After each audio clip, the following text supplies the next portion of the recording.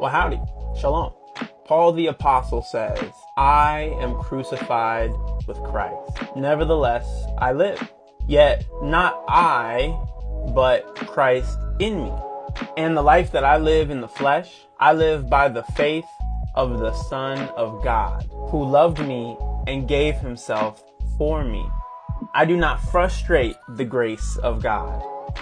For if righteousness came by the law, then Christ is dead in vain. Don't frustrate the grace of God. I really love this verse because in just a couple sentences, Paul really articulates both God's heart towards us and also the mechanism behind judgment. How do we frustrate the grace of God?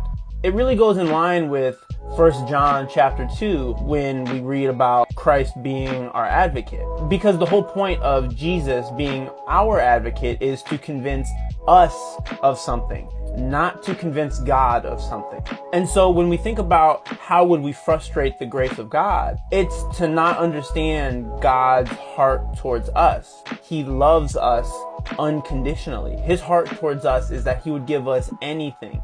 All things. We've been forgiven all things.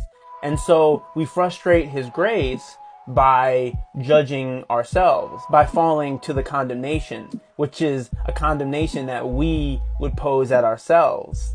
Frustrating God's grace doesn't mean that we're using up all of our grace on all of the nasty little sins that we still want to commit. We frustrate his grace by believing that he is upset with us and that we deserve punishment for our sins, believing that we still can sin as children of God, which is not true. Our salvation is not based on our actions. It's based on what you believe, which will then start to affect your actions. But ultimately, the work is done.